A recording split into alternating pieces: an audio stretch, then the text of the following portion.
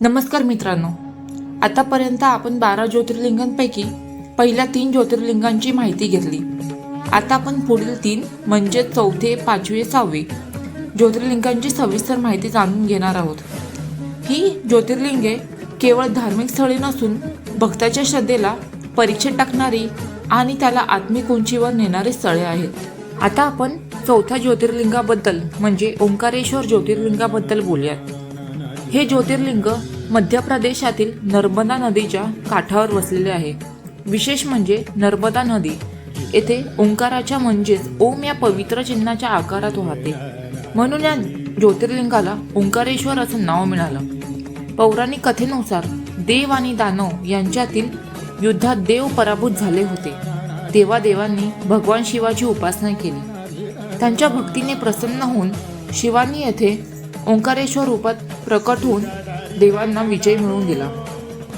काही कथांमध्ये विंध्य पर्वताने अहंकार दूर करण्यासाठी केलेल्या तपश्चर्येचाही उल्लेख होतो.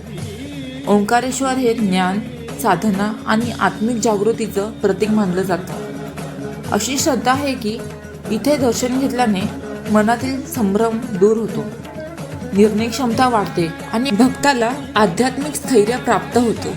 यानंतर आपण 5व्या ज्योतिर्लिंगाकडे वळूया, ते म्हणजे केदारनाथ ज्योतिर्लिंग. हे ज्योतिर्लिंग उत्तराखंडातील हिमालय पर्वतरांगांमध्ये अत्यंत उंच आणि कठीण प्रदेशात स्थित आहे.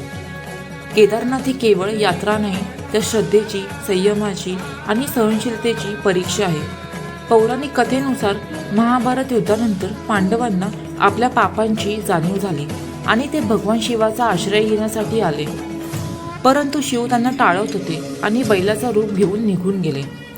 पांडवांनी बैलाला ओळखलं आणि त्याला पकडण्याचा प्रयत्न केला, तेव्हा बैल पृथ्वीमध्ये विलीन झाला आणि त्याचा पाठीचा भाग केदारनाथ येथे प्रकट झाला.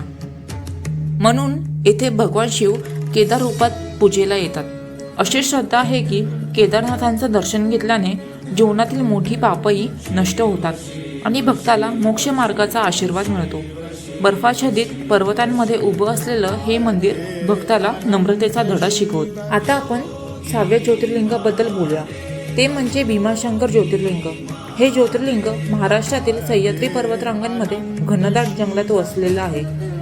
पौराणिक कथेनुसार भीम नावाचा एक अत्यंत बलाढ्य राक्षस लोकांना त्रास देत होता. त्यांच्या अत्याचारांनी त्रस्त झालेल्या ऋषीमुनींनी भगवान शिवाची प्रार्थना केली.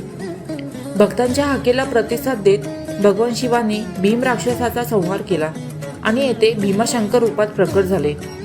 अशी मान्यता आहे की भीमाशंकर ज्योतिर्लिंगातूनच भीमा नदीचा उगम झाला. हे ज्योतिर्लिंग शक्ती, संरक्षण आणि धर्माच्या विजयाचा प्रतीक आहे. येथे दर्शन घेतल्याने भीती दूर होते, आत्मविश्वास वाढतो आणि जीवनातील नकारात्मक शक्ती नष्ट होतात. मित्रांनो, ही होती 12 ज्योतिर्लिंगांपैकी चौथ्या, पाचव्या आणि 6व्या ज्योतिर्लिंगाची संपूर्ण माहिती.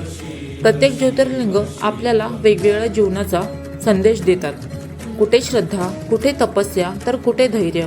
पुढच्या भागात आपण उरलेल्या ज्योतिर्लिंगाची माहिती जाणून घेणार आहोत. धन्यवाद. हर हर महादेव.